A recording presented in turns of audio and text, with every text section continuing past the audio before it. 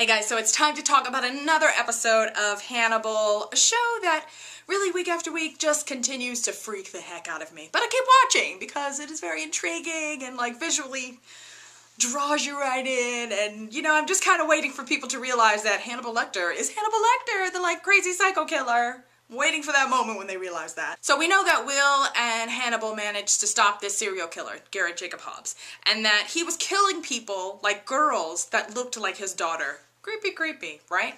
And his daughter Abigail is still in a coma, but the FBI guy, Jack Crawford, who's kind of in charge of the case, really wants Will to question her because he thinks that she may have somehow been involved, that she was helping her dad. And in this episode, Abigail finally wakes up. And then we actually see some flashbacks between her and her dad that really kind of start to make you question, like, oh my gosh, maybe she is involved. The scenes with her and her dad, like when they're hunting, and it's like you can see how uncomfortable she is, but at the same time you see how excited her dad is to see her like kill something, and then he makes her like, they bring the deer back to the cabin and he makes her like dismantle the deer, and he's instructing her on how to like cut it, and then he says something to her like eating her is honoring her, like if we don't do that then it's just murder. And it was just like, oh, how creepy are you, dude? And like, you're totally trying to screw up your kid. So once Abigail wakes up, they let the other FBI kind of doctor, Alana, go and see her instead of Will. And, you know, she gets a really kind of good vibe of her, but at the same time, she's also really protective, you know, and is kind of like, look, this is a young girl. She's been through a very traumatic experience. I mean, she saw her dad kill her mother. He tried to kill her.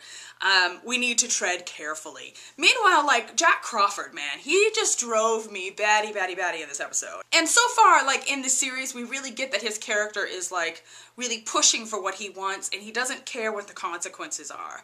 So that is the kind of aspect of things that really bothered me, because he did that a lot with Abigail in this episode. So it was like putting her in situations that would be uncomfortable to somebody who's really kind of teetering on the edge, because he just doesn't care. It's like, to him, his job is to figure out who did it, and if there's collateral damage, then oh well. And I think that aspect of his character really just bothers me greatly. So they really kind of put Abigail in a lot of really kind of compromising positions. They actually take this child back to her house. Like, that's the FBI kind of like, let's take her back to the house. It was seriously like, they were like, oh, hey, Abigail, yeah, so, remember when your dad killed your mom and then tried to cut your throat? We're gonna have you go back there and hang out for a little while. Is that gonna be okay? I mean, it was just like, are you people serious? They take this child back to the house, like, I don't know what they're trying to do, if they're trying to, like, jostle some memory out of her or make her confess somehow. But eventually, as the episode goes on, we get that she didn't have anything to do with it. And that she's disturbed because she had a freaking crazy father who she grew up with. We see the reporter, too, the redhead, Freddie Lowndes, who is, again, just right up there with the most annoying characters of the week. Between her and Jack Crawford, I mean, I can't choose. They were just both so annoying.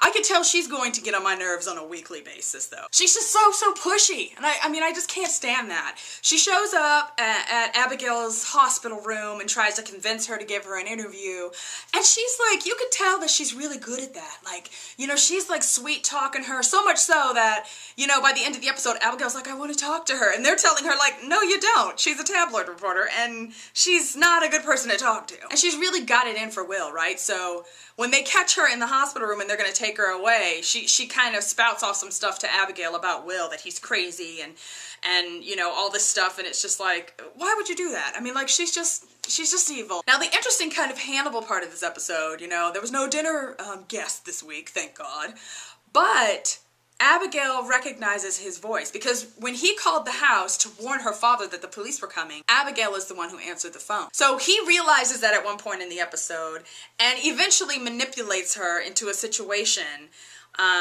so that he can kind of protect himself. The reporter kind of riles up this guy who's the brother of one of the victims, right? And makes him believe that maybe Abigail had something to do with your sister's death. And so he shows up at Abigail's house and kind of confronts her at one point.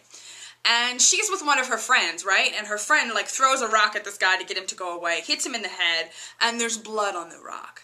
So Hannibal sees that, and the next thing you know, right? The friend, this girl's, Abigail's like friend from the neighborhood, shows up dead in the cabin, like hung up on one of the like deer antlers.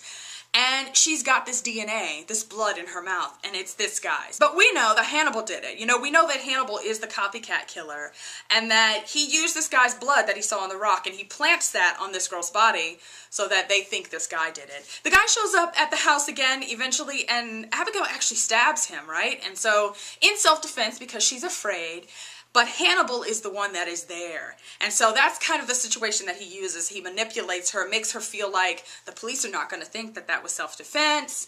You know, people are going to see what you did because of what your father did. They're going to think that you're a murderer too.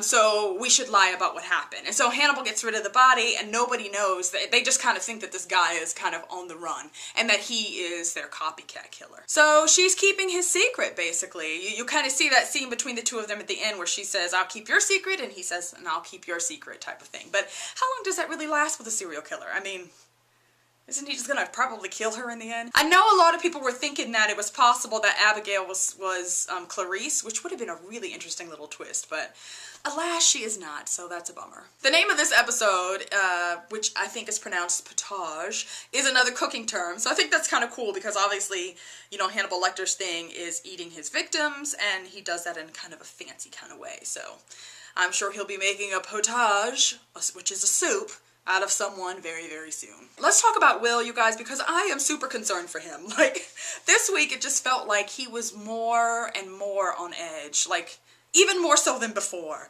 And yeah, it's like he's in this environment that he really shouldn't be in. You know, like he should be somewhere like on a lake, like fishing or reading a book or something by the fire. Because being in the middle of murder is just not something that's really all that great for him. And we kind of saw the evidence of that like all throughout this episode. Like when they show him like waking up like in the morning, and it's like you can see he's obviously having nightmares and he sweats through his clothes. And that's something they showed us in the pilot, but you get that that's kind of a normal thing. And that's just kind of like, that ain't good. That ain't good. And I'm really scared that him being with Hannibal is just really going to kind of draw the dark side out in him. So I hope that we can kind of continue to see that struggle, you know, in him, the good and the bad.